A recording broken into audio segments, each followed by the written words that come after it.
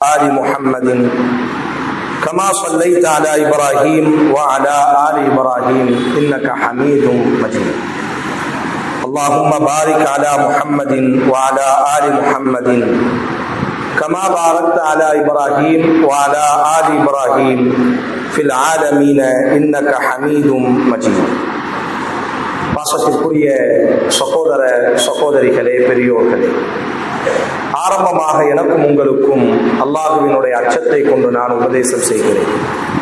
அல்லாஹ் ரப்புல் ஆலமீன் நம் மீது கடமையாக்கிய எல்லா கடமைகளையும் ஏற்று நடக்குமாறும், எதை விட்டெல்லாம் அல்லாஹ் நம்மை தவிர்ந்திருக்குமாறு உபதேசம் செய்தானோ எல்லா காரியங்களை விட்டும் தவிர்ந்திருக்குமாறும், இறை நம்பிக்கையாளர்களாக வாழ்ந்து இறை நம்பிக்கையாளர்களாகவே இவ்வுலகத்தை விட்டு விடைபெறக்கூடிய நல்ல சந்தர்ப்பங்களை, சூழல்களை அல்லாஹ் நம் அனைவருக்கும் நசீபாக்க வேண்டும் என்று பிரார்த்தனை செய்தவனாய், இமாம் முஸ்லிம் ரஹிமஹுல்லா அவர்கள் பதிவு செய்யக்கூடிய ஒரு நபிமொழி ஜரீர் இப்னு அப்துல்லா என்று சொல்லக்கூடிய நபித்தோழர் அறிவிக்கிறார்கள். நபி ஸல்லல்லாஹு அலைஹி வஸல்லம்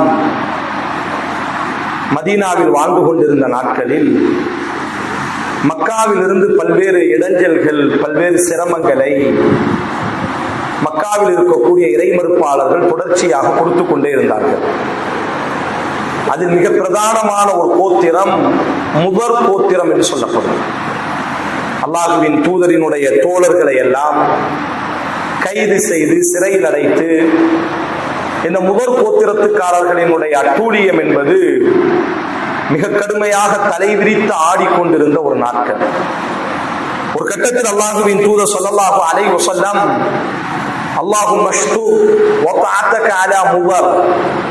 அல்லாஹுவே முதரை நீ அழிப்பாயாக என்றெல்லாம் அல்லாஹுவின் தூதர் அந்த கோத்திரத்திற்கு எதிராக பிரார்த்திக்கக்கூடிய அளவிற்கு அந்த கோத்திரம் பல்வேறு சிரமங்களை, கஷ்டங்களை அல்லாஹுவின் தூதருக்கு ஏற்படுத்தி கொண்டே இருந்தார்கள்.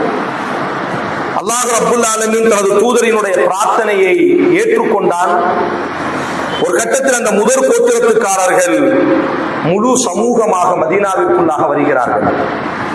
குன்னா இன்த ரசூலில்லாஹி ஸல்லல்லாஹு அலைஹி வஸல்லம் ஃபீ ஸத்ரின் நஹார், பகலினுடைய நடுப்பகுதியில் நாங்கள் எல்லாம் அல்லாஹுவின் தூதரோடு அமர்ந்திருந்த பொழுது ஃபஜாஅஹு கௌமுன், ஒரு சமூகம் மதீனாவிற்குள்ளாக நுழைந்தது.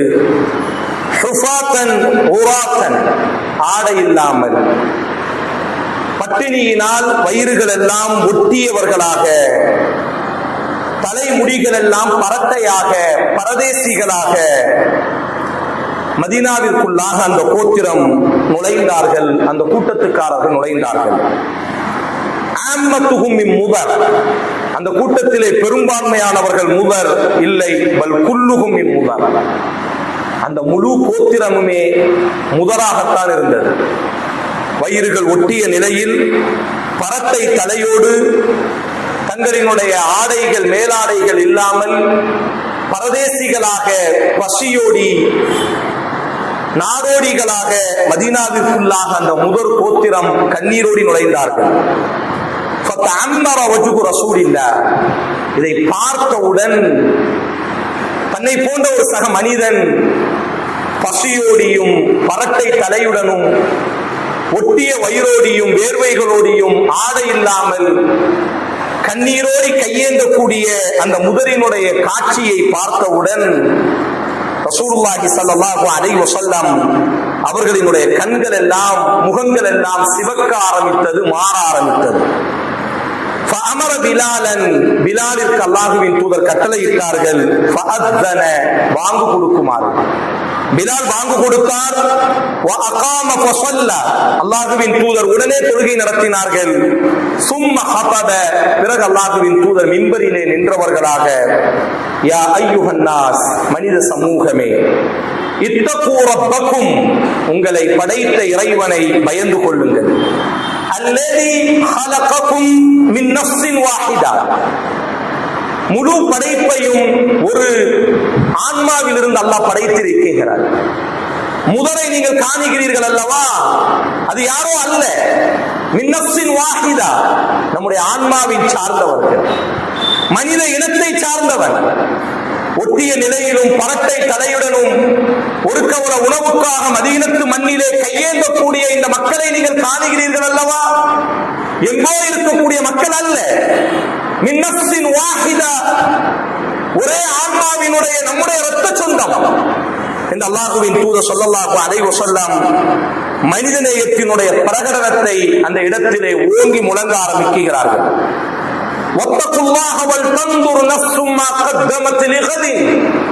மேலும் அல்லாஹுவின் தூதர் சொன்னார்கள், அல்லாஹுவை பயந்து கொள்ளுங்கள், நாளைய தினத்திற்காக நீங்கள் என்ன முற்படுத்தி இருக்கிறீர்கள் என்பதை நீங்கள் ஆய்வு செய்து கொள்ளுங்கள் என்று அல்லாஹுவின் தூதர் உரையாற்றி மிம்பரில் இருந்து இறங்குகிறார்கள். தஸத்தக ரஜுலுன் மின் தீனாரிஹி மின் திர்ஹமிஹி மின் ஸௌபிஹி மன் ஸாஅ புர்ரிஹி மன் ஸாஅ ஸமரிஹி ஹத்தா قال ولو بشق تمرة. இந்த உரையை கேட்ட அத்தனை நபித்தோழர்களும் தங்கள் வீடுகளுக்கு சென்றார்கள். இருந்த அத்தனையையும் சுருட்டி கொண்டு வந்தார்கள். அது திருகங்களாக இருந்தது, தீனார்களாக இருந்தது, ஆடைகளாக இருந்தது, பேரித்தம் பழங்களாக இருந்தது, கோதுமை மணிகளாக இருந்தது. ஒரு கட்டத்திலே ஒரு கையளவிற்கு மட்டுமே வீட்டிலே இருந்த தோழர்கள் தங்கள் வீட்டை வலித்து ஒரு கையளவிற்கு கோதுமையை ரசூலினுடைய கரத்தில் கொடுத்தார்கள்.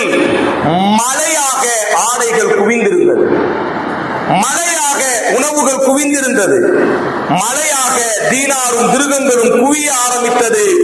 அல்லாஹுவின் தூதர் ஹத்தா ரஅய்து வஜ்ஹ ரசூலில்லாஹி ஸல்லல்லாஹு அலைஹி வஸல்லம் யதஹல்லல், அந்த உணவுகளையும் அந்த ஆடைகளையும் பார்த்து அல்லாஹுவின் தூதர் ஸல்லல்லாஹு அலைஹி வஸல்லம் புன்முறுவல் பூத்தார்கள். நபியினுடைய முகமே மகிழ்ச்சியால் அப்படி சந்தோஷத்தை நாங்கள் பார்த்தோம்.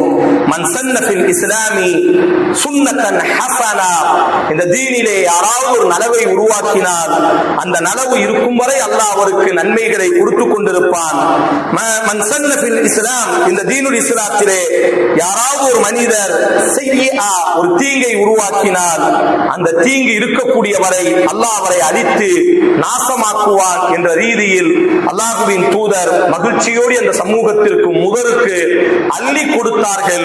முதரினுடைய வயிறுகள் நிரம்பியது, முதரினுடைய உடல்கள் ஆடைகளால் அலங்கரிக்கப்பட்டது, முதரினுடைய கைகள் முழுவதும் தீனாரும் திருகங்களாக கொட்டி கொடுக்கப்பட்டது என்பதாக இமாம் முஸ்லிம் ரஹிமஹுல்லாஹ் அவர்கள் இந்த செய்தியை பதிவு செய்கிறார்கள். நபி ஸல்லல்லாஹு அலைஹி வஸல்லம் அவர்களிடத்தில் கேட்கப்படும், ஐயுல் இஸ்லாமி கைர், இந்த இஸ்லாத்திலே ஆக சிறந்த ஒரு காரியம் என்ன யார சொல்லலாம்? சஹீஹுல் புகாரி, சஹீஹ் முஸ்லிம். இந்த தீனிலே மிகச்சிறந்த காரியம், எடுத்த எடுப்பில் அல்லாஹ்வின் தூதர் சொன்னார்கள், துத்இமுத் தஆம், பசித்தவனுக்கு உணவு கொடுப்பது. காரணம், முதலில் அவனை மனிதனாக வாழ வைக்க வேண்டும். ஒரு மனிதன் ஒட்டிய வயிறோடி கையேந்தியக்கூடிய ஒரு சூழல், ஒரு கவல உணவில்லாமல் ஒரு மனிதனினுடைய முதுகுத்தண்டுகள் கூணுமையானால் அவன் தன்னுடைய தன்மானத்தை இழப்பான், விபச்சாரங்கள் பெருக ஆரம்பிக்கும். உயிர் வாழ்வதற்குத்தான் உணவுகள், உணவே இல்லை என்றதற்கு பிறகு 2.5 வருட காலம் பச்சிளம் குழந்தையினுடைய வாயிலே உணவுகள் இல்லை என்ற ஒரு சூழல் உருவானால், 2 மாத காலம் உணவே இல்லை என்ற ஒரு சூழல் உருவானால், குடிப்பதற்கும் உண்பதற்கும் உணவே இல்லை என்ற ஒரு சூழல் உருவானதற்கு பிறகு கற்பு எங்கே யோசிக்கப்படும்? தன்மானம் எங்கே யோசிக்கப்படும்? ஆனால் இஸ்லாம் சொல்லும், ஒரு மனிதனினுடைய தன்மானம், கற்பு எல்லாவற்றை விட உயர்ந்தது அவனினுடைய பசியை போக்குவதாக இருக்கும்.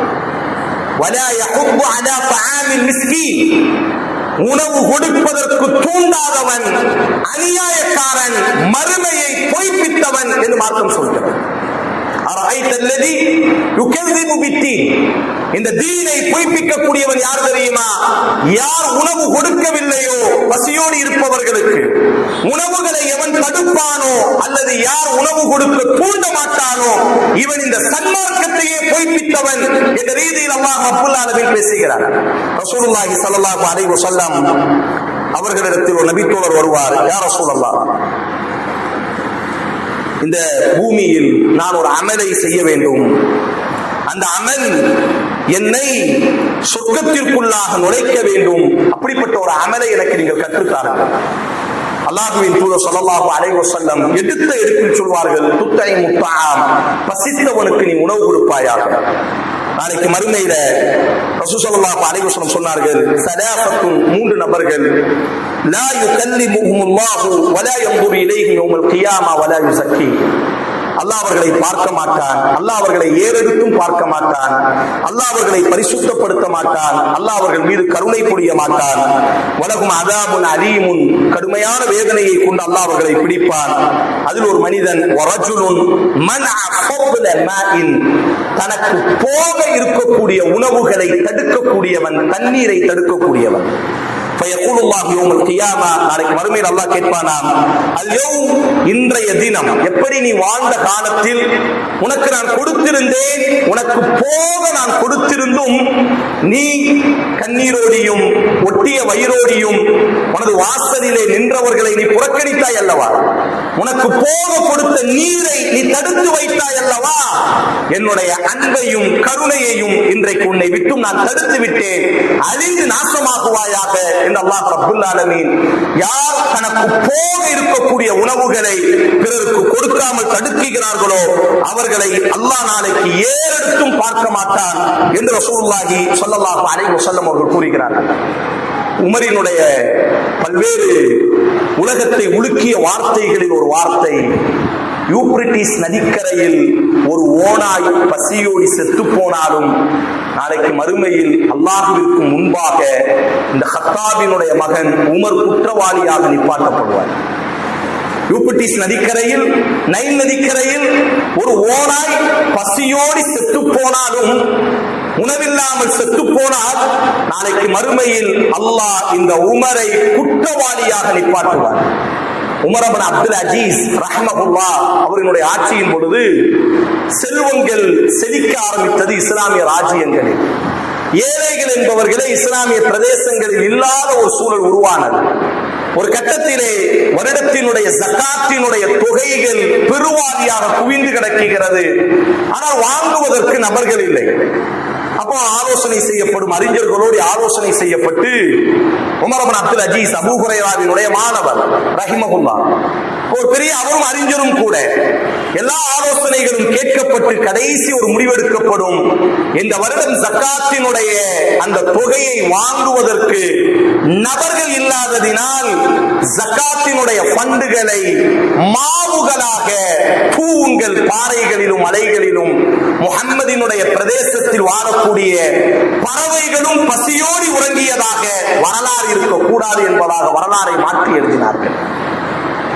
அவ்வளவு ஒரு உன்னதமான ஒரு சமூகம்.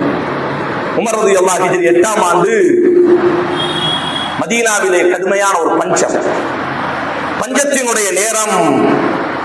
உமர் ரலியல்லாஹு அன்ஹுவிற்கு முன்பாக உணவுகள் வைக்கும் பொழுது அந்த உணவுகளை அவர் சாப்பிட மாட்டார். தன்னுடைய பிரதேசத்தில் வாழக்கூடிய பச்சிளம் குழந்தைகள் உணவில்லாமல் இருக்கும் பொழுது நல்ல அழகான ரொட்டிகளும் வெண்ணெய்களும் அவரினுடைய மனைவி கொண்டு வந்து வைப்பார். அத சாப்பிடாம காய்ந்த ரொட்டிகளை மட்டுமே சாப்பிட்டு ஜும்மால மிம்பர்ல ஏறும் பொழுது பசியினுடைய கொடுமையின் பொழுது வயிறுகளில் இருந்து ஒரு சப்தம் ஏற்படும். உமருக்கும் அந்த சப்தம் வருகிறது. அப்ப அந்த வயிறை பார்த்து அந்த மிம்பரிலேயே சொன்னார், கற்கரி அவுலாத்த கற்கரி, நீ சப்தமிட்டாலும் சரி, சப்தமிடாமல் அமைதியாக இருந்தாலும் சரி, முஹம்மது ஸல்லல்லாஹு அலைஹி வஸல்லத்தினுடைய உம்மத்தினுடைய கடைசி கோடியினுடைய ஒரு குழந்தையினுடைய பசி ஆற்றப்படாமல் இந்த உமரினுடைய பசி ஆற்றப்படக்கூடாது என்று சொல்வாங்க. காபாவிலே முஹர்ரம் 10ஆம் நாள் மிக பிரபலியமாக நீண்ட நெடிய காலமாக காபாவினுடைய திரைச்சீலைகள் மாற்றப்படும். ஒவ்வொரு வருடமும் 5000 ஆண்டு காலம் தொடர்ச்சியான வழக்கம் இது. உமர் ஹிஜ்ரி 8ஆம் ஆண்டு முஹர்ரம் மாதம் 10ஆம் நாள் காபாவினுடைய திரைச்சீலைகள் மாற்ற வேண்டும். ஆரம்ப காலகட்டத்திலே இருந்து அந்த திரைச்சீலைகளை மாற்றுவது என்பது, அந்த திரைச்சீலைகளுக்கு செலவு செய்வது என்பது மிக தாராளமாக இருக்கும். இறை இல்லத்தின் மீது போர்த்தப்படக்கூடிய போர்வைகள் அல்லவா, வருடம் முழுவதும் அந்த இறை இல்லத்தின் மீது போர்த்தப்பட்டிருக்கக்கூடிய போர்வை கண்ணியத்தோடு அணுகப்பட வேண்டும். காலம் முழுவதும் உலகத்தினுடைய பிரபலியமான பட்டுகளையும் தங்கங்களையும் கொண்டு நெய்யப்படக்கூடிய போர்வை அது. ஒவ்வொரு வருடமும் ரொம்ப பிரபலியமா என்ன செய்வாங்க, ரசூலுல்லாஹ் காலத்துக்கு முன்பு இருந்து அதுதான், இன்றும் அதுதான். ஹிஜ்ரி 8ஆம் ஆண்டு உம்மத்தை சொல்லுவாங்க, இந்த வருடம் நம்ம காபாவினுடைய திரைச்சீலைகள் மாற்றப்பட்டே ஆக வேண்டும். தொடர்ச்சியாக நடைபெறக்கூடிய வழக்கம் அல்லவா, பழக்கம் அல்லவா? உமர் கண்ணீரோடி சொல்வார், முஹம்மதினுடைய உம்மத்து நிர்வாணமாக நிற்கும் பொழுது காபா போர்த்தப்படுவதிலே எந்த ஒரு நியாயமும் இல்லை என்று சொல்வார். நாம் ஏன் இவ்வளவு விலாவாரியாக பேசுகிறோமே, ஆனால் காசாவினுடைய நிலைமை உங்களுக்கு தெரியும். குண்டுகளை போட்டு செத்து போன சமூகம் ஒரு புறம், லட்சக்கணக்கான மக்கள். ஐக்கிய நாடு சபை சொல்கிறது, WHO சொல்கிறது, கிட்டத்தட்ட ஆயிரக்கணக்கான பச்சிளம் குழந்தைகள் மட்டும் 2 வாரத்தில் உணவில்லாமல் வயிறை பிடித்து செத்து போயிருக்கிறது. ஒரு மனிதன் நம்மளை குத்தி சாகடிக்கிறது என்கிறது ஒரு மரணம். விபத்திலே போய் மரணிப்பது என்பது ஒரு மரணம். கேன்சர் இது போன்ற நோயில மரணிக்கிறதுங்கிறது ஒரு மரணம்.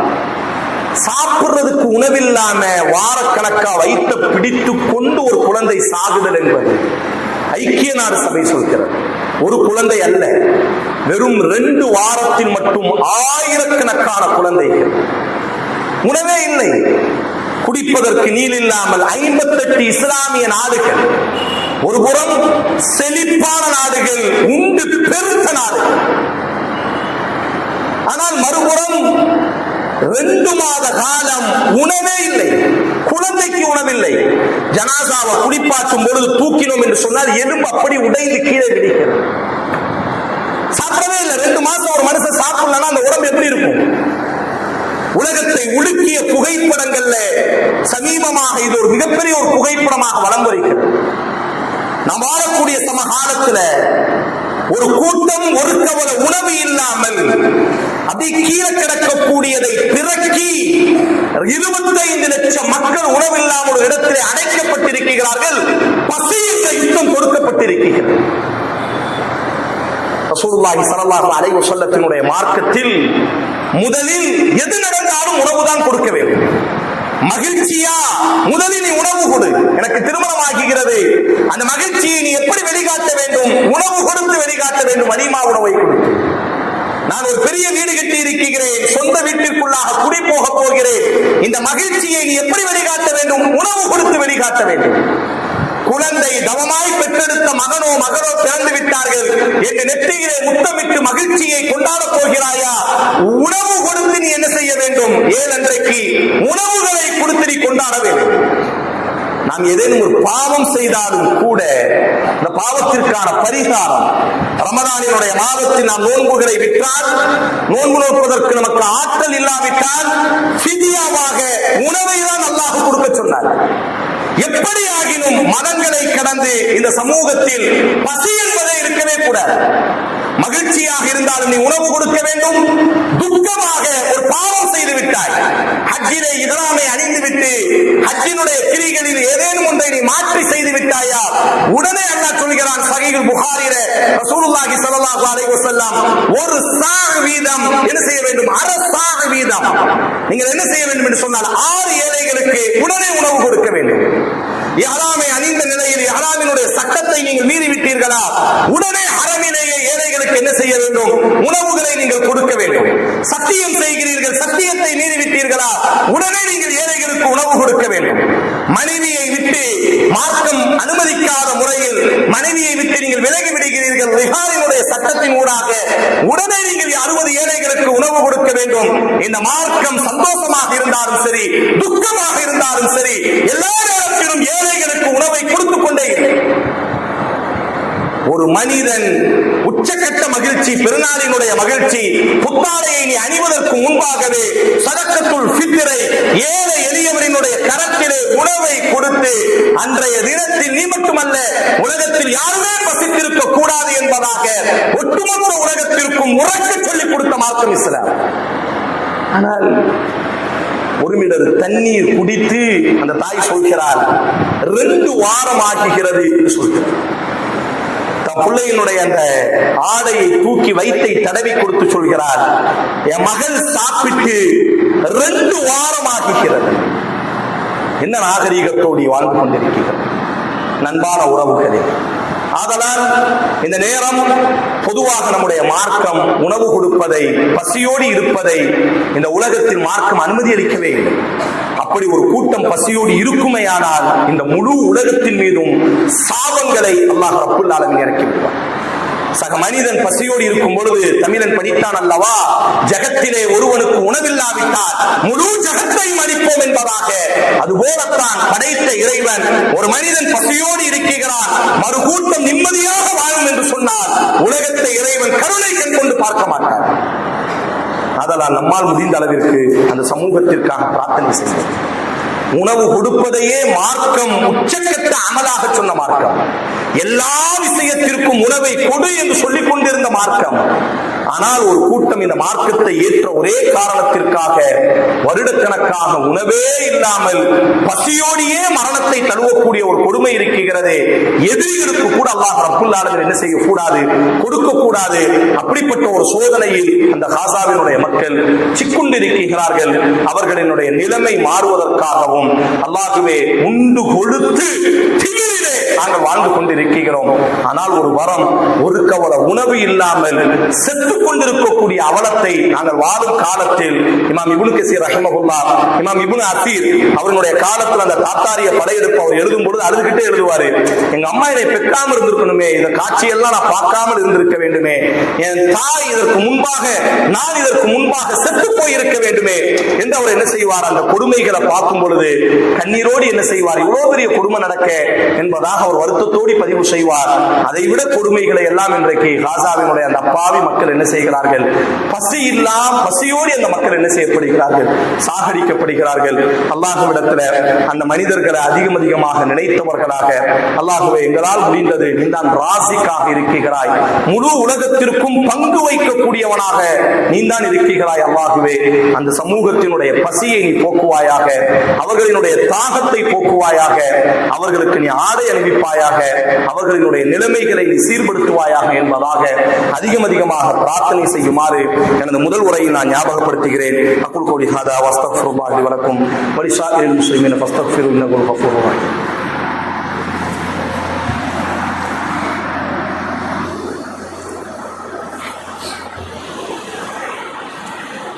அல்ஹம்துலில்லாஹ் வஸல்லல்லாஹு வஸல்லம் அலா ரசூலில்லாஹ் வ அலா ஆலிஹி வ ஸஹ்பிஹி அஜ்மஈன். அம்மா பஅத்.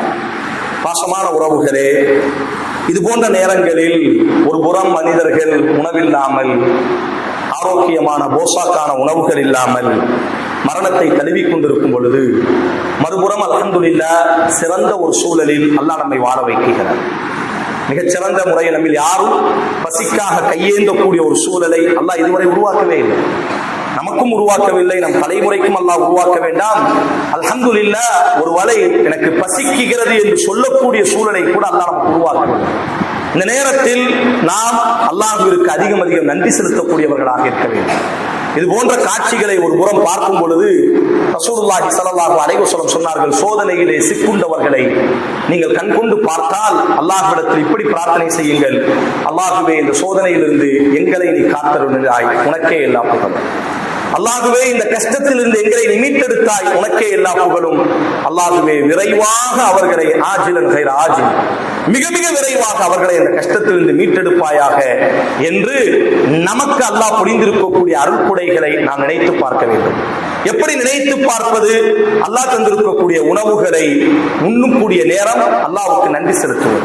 ரசூலுல்லாஹி ஸல்லல்லாஹு அலைஹி வஸல்லம் சொன்னார்கள், ஒரு அடியான் உணவு தட்டுகளுக்கு முன்பாக வருகிறான், வயிறார உண்ணு முடிக்கிறான், உண்ணு முடித்ததற்கு பிறகு அல்ஹம்துலில்லாஹ், எல்லா புகழும் அல்லாஹ்வுக்கு தான் என்ற அந்த ஒரு வார்த்தையை அவன் கூறிவிட்டால் போதும், அர்ஷில் இருந்து கொண்டு அல்லாஹ் சொல்வானாம், நான் திருப்தி அடைந்தேன் அடியானே, உனக்கு நான் கொடுத்தேன், என்னை நீ திருப்தி அடைய வைத்து விட்டாய்.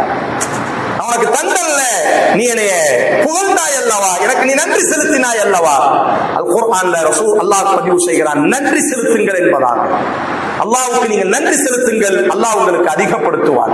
இது போன்ற கஷ்டங்கள் உலகத்தினுடைய ஆகப்பெரிய ஒரு கொடுமை, இந்த கொடுமை பசியினுடைய கொடுமை. அதனாலதான் மார்க்கம் இதை மிக பிரதானமாக வைத்து பேசிக்கொண்டே இருக்கும். எல்லா விவகாரத்திற்கும் உணவு உணவு என்று மார்க்கம் பேசுவதற்கான காரணம், பசியை விட உலகத்தில் ஒரு பெரிய கொடுமை எதுவுமே கிடையாது. ஒரு மனிதனை கூப்பிட்டு உட்கார வச்சு நீங்கள் கோழியை கொடுத்ததற்கு பிறகு வேற ஏதாச்சும் தேவையா என்று கேட்டால் தலையை சொறிவான். ஆனா ஒரு மனிதனை பந்தியில உட்கார வச்சு அவனுக்கு நாம் வயிறார உணவை கொடுத்ததற்கு பிறகு வேண்டுமா என்று கேட்டால் போதும் என்று சொல்வார். உலகத்தில் போதும் என்று சொல்லக்கூடிய ஒன்றே ஒன்று இந்த உணவு மட்டும்தான். அதனால்தான் மார்க்கம் இதை ஆர்வமூட்டுகிறது. நாம் எப்படி இருக்க வேண்டும் என்று சொன்னால், அல்லாஹ் நமக்கு தந்திருக்கக்கூடிய ஆரோக்கியமான உணவுகளை நாம் உட்கொள்ளும் பொழுது படைத்தவனை மறக்காதீர்கள். எந்த உணவுகளை நாம் சாப்பிட்டால் எவ்வளவு கண்ணியத்தோடு அல்லாஹ் அஸ்ஸ வ ஜல் நம்மை வாழ வைத்திருக்கிறார். புல்ல உணவில்லாம தாய் விபச்சாரம் செய்யக்கூடிய எத்தனையோ சூழல்களை நாம் சந்தித்திருக்கிறோம். மகனுக்கு உணவில்லாமல் தந்தை தற்கொலை செய்த எத்தனையோ காரணங்களை நாம் பார்த்திருக்கிறோம்.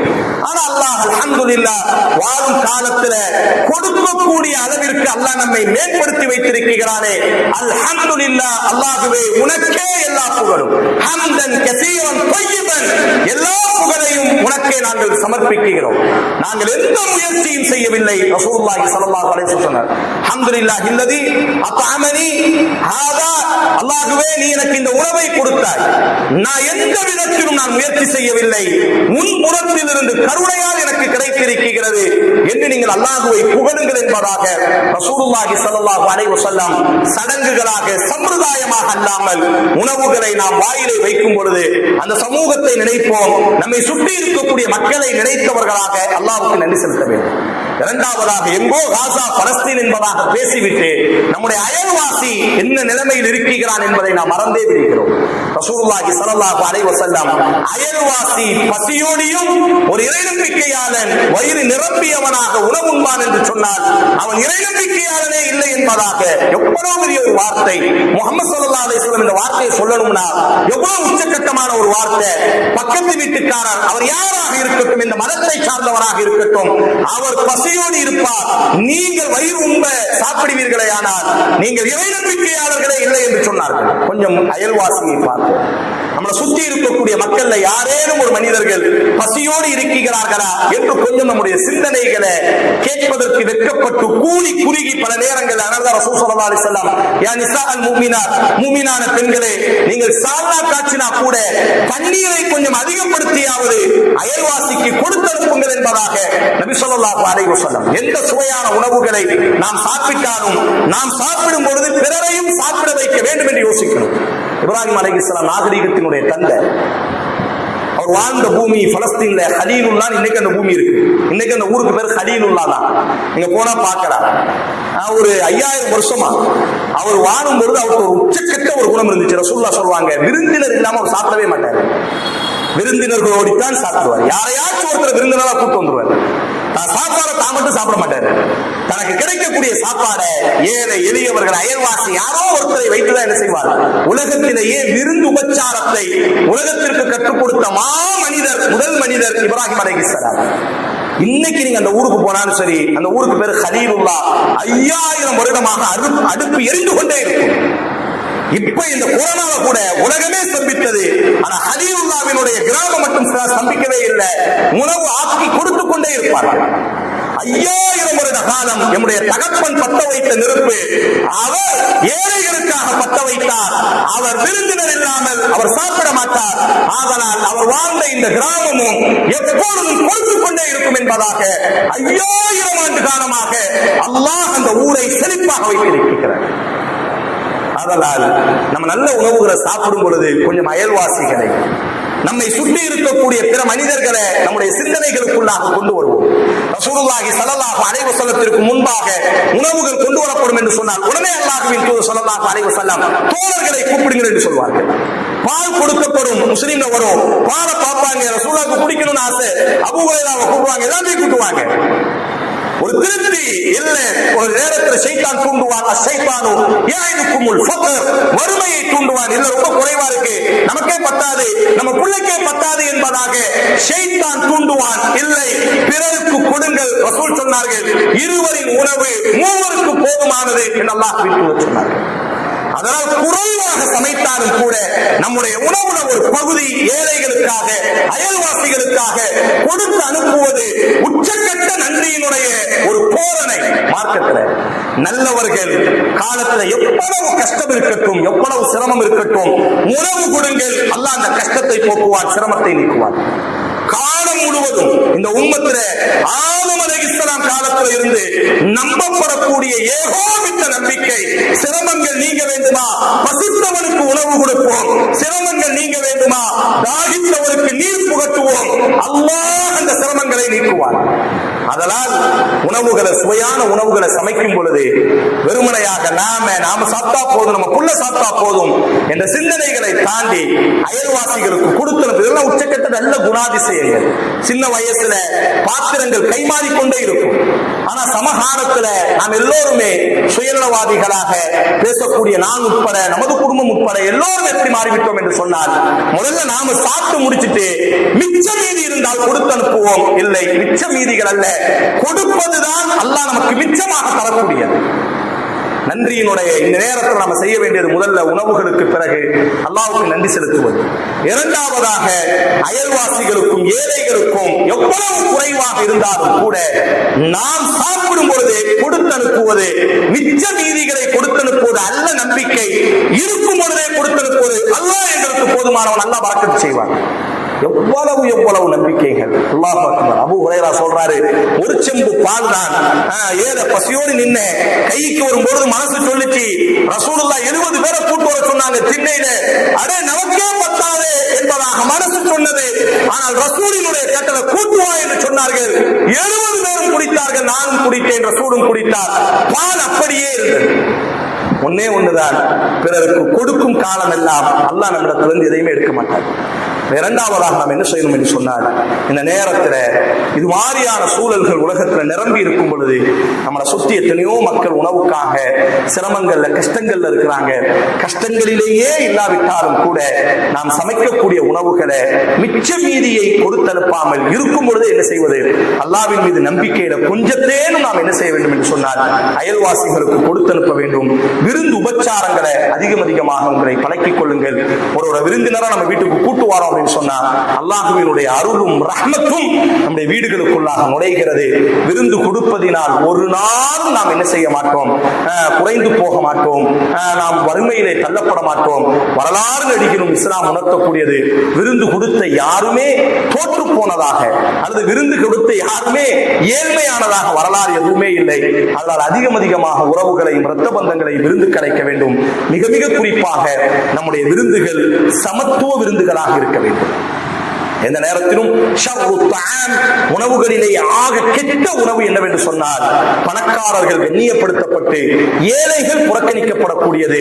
அந்த உணவுதான் மிக மிக கெட்டது, கலந்து கொள்ளாதீர்கள் என்றெல்லாம் ரசூல் எச்சரிக்கை செய்தார்கள். ஆதலால் நாம் எப்பொழுது விருந்து கொடுத்தாலும் ஏழைகளுக்கு சமப்பந்தாக, உலகத்தில் இன்னைக்குதான் சொல்றாங்க சமப்பந்தி விருந்து என்பதாக 1500 ஆண்டுகளுக்கு முன்பாக ரசூல் சொன்னார்கள். விருந்து உபச்சாரத்தில் எந்த பாகுபாடையும் காட்டாதீங்க. ஏழை வரும்பொழுது அவருக்கு பணிவிடை செய்யும் பொழுது, ஏழைக்கு நம்ம பரிமாறும் பொழுது வேற ஒரு தோற்றம், பணக்காரர் வரும்பொழுது நாம் நின்று கொண்டு பரிமாறுவது, ஏழை என்று வரும்பொழுது அவர் என்ன கேட்கிறான் பாரு கொடு, இதுதான் வேறுபாட்டை காட்டுவது. பணக்காரர் வரும்பொழுது வாசல் வர போய் உட்காருங்க, ஏழை வராது, எப்பா கொஞ்ச நேரம் நின்றுப்பா, எல்லாம் சாப்பிட்டு போட்டும்பா. வலிமால கெட்ட வலிமா என்று ரசூல் சொன்னார்கள்.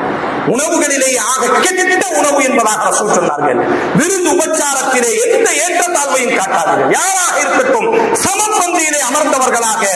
ரசூலுல்லாஹி ஸல்லல்லாஹு அலைஹி வஸல்லம் பற்றி சொல்வார், ஒரு அடிமை பெண்மணி முஹம்மது எப்படி சாப்பிடுவார், தனது தோழர்களோடு ஒரு அடிமை எப்படி அமர்ந்திருப்பாரோ அது போன்றுதான் அவரை பார்த்த அடிமையோ என்பதாக யோசிக்க தோணும். எந்த வித்தியாசமும் இருக்காது உணவு நேரத்திலே. அப்படிதான் நாம இருக்க வேண்டும். மிக மிக இறுதியாக உணவுகளை குறை சொல்ல வேண்டாம். அல்ஹம்துலில்லாஹ், அல்லாஹ் தந்திருக்கக்கூடிய உணவுகள். ஆயிஷா ரலியல்லாஹு அன்ஹா அவங்க அறிவிக்கிறாங்க, ரசூலுல்லாஹ்ட்ட உச்சக்கட்ட ஒரு நல்ல குணம் என்னன்னா, விரும்பினா சாப்பிடுவாங்க, சுவையா இருந்தா சாப்பிடுவாங்க, இல்லையா எதுவுமே சொல்ல மாட்டாங்க. ரசூல் ஸல்லல்லாஹு அலைஹி வஸல்லம் என்ன செஞ்சிருவாங்க, யார் நம்மளை விருந்துக்கு கூப்பிட்டாலும் சரி, அல்லது நம்ம வீட்டுல சமைச்சாலும் சரி, குறை சொல்ல வேண்டாம். இந்த உணவு இல்லாமல் ஒரு கூட்டம் செத்து போகிறது, மறந்துவிட வேண்டாம். நம்மை நாம் மாற்றிக்கொள்வோம். இந்த நேரத்தில் எந்த உணவுகளை நாம் என்ன செய்ய வேண்டும் என்று சொன்னா, குறிப்பா ஒரு விருந்து கூப்பிடுறாங்க, பல கஷ்டங்களை கடனை வாங்கி அவங்க என்ன செஞ்சிருப்பாரு, விருந்து வச்சிருப்பாரு, நல்லா சாப்பிட்டுட்டு சாதாரணமாக நாம் என்ன செய்து விடுகிறோம், கமான் சாதாரண ஒரு வார்த்தையை சொல்லிடுறோம், பெருசா இல்லல்ல, அவர் சமைச்ச மாதிரி இல்லல்ல, அந்த சாம்பார்ல அந்த சுவை இல்லல்ல. நேரத்தில் அவரினுடைய உள்ளம் கொஞ்சம் நாம நம்முடைய சூழலாம என்ன செய்ய வேண்டும் யோசித்து பார்க்க வேண்டும். அதால் எந்த உணவையும் என்ன செய்யக்கூடாது என்று சொன்னார். ஆயிஷா அறிவிக்கிறாங்க, ரசூலுல்லாஹி ஸல்லல்லாஹு அலைஹி வஸல்லம் எந்த உணவையும் உணவையும் என்ன செய்ய மாட்டார்கள், குறை சொல்ல மாட்டார்கள். மிக மிக முக்கியம், நமக்கு ஒரு உணவு பிடிக்காம இருக்கும், இன்னொருத்தருக்கு அந்த உணவு பிடிக்கும், நாம அதுல உட்கார்ந்து கருத்து சொல்லக்கூடாது. ரசூல் ஸல்லல்லாஹு அலைஹி வஸல்லம் அவங்களுக்கு முன்பாக உடும்பு கறிகள் கொண்டு வைக்கப்படும். அந்த நான் அப்பொழுது அவங்களுக்கு அனுமதி இருந்துச்சு. என்ன செய்தாங்க, அந்த நாட்டுல ரசூல் ஸல்லல்லாஹு அலைஹி வஸல்லம் முன்பாக உடும்பு வரும் பொழுது ரசூலா கையை கொண்டு போவாங்க. ரசூலாக்கு தெரியாது இது என்ன கறின்னு தெரியாது. சொல்லப்படுது உடும்பு கறி அப்படின்னு ரசூலா என்ன செய்வாங்க, சிரிச்சுக்கிட்டே கையை எடுத்துருவாங்க. ஹாலித் அப்ப ரசூலா ஹாலித் கையை வச்சிருவாரு. அப்ப அவங்க கையை எடுத்துருவாரு. அப்ப ரசூலா நீங்க ஏன் கையை எடுத்தீங்க? இல்ல இது நீங்க கை எடுத்துட்டீங்களா, எனக்கு இது பிடிக்காது, உங்களுக்கு பிடிச்சா நீங்க சாப்பிடுங்க. அந்த ஹதீஸ்ல ஒரு ஹாலித் முழுமையாகவே சாப்பிடுவார். ரசூலா பார்த்து சிரிச்சுக்கிட்டே இருப்பாங்க, சந்தோஷப்படுவாங்க. நமக்கு ஒண்ணு பிடிக்கணும்னு வைங்க, நாம என்ன சொல்றோம், எல்லாருக்கும் பிடிக்காமலே இருக்கணும். சே அது சாப்பிட சாப்பிட வேஸ்ட்டுங்க.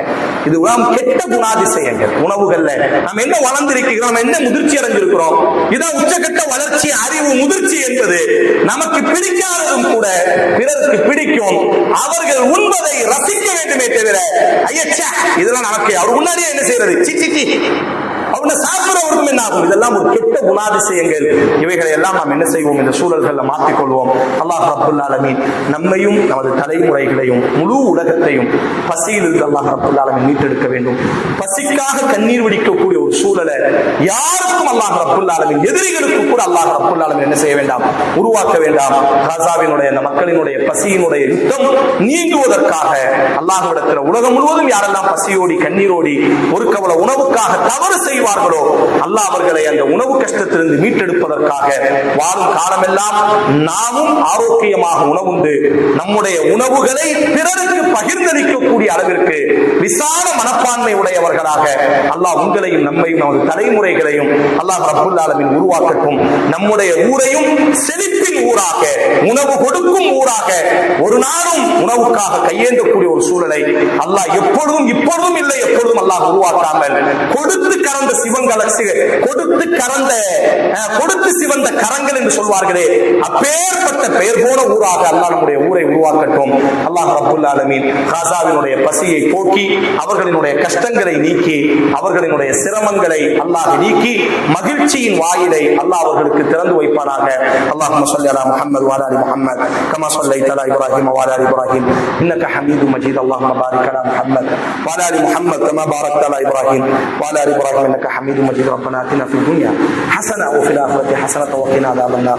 اللهم انجل مستضعفين في غزة، اللهم انجل مستضعفين من المؤمنين في غزة، اللهم انصرهم، اللهم احفظهم، اللهم اطعمهم، اللهم اسقيهم، اللهم اكسيهم، اللهم يسر امورهم، اللهم ثبت اقدامهم، اللهم اشف مرضاهم، اللهم عاف مبتلاهم، اللهم بدل امرهم.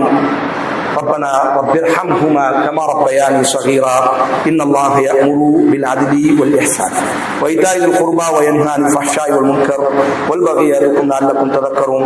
اذكروا الله العظيم يذكركم واشكروه على نعمه يزدكم ولذكر الله أكبر والله يعلم.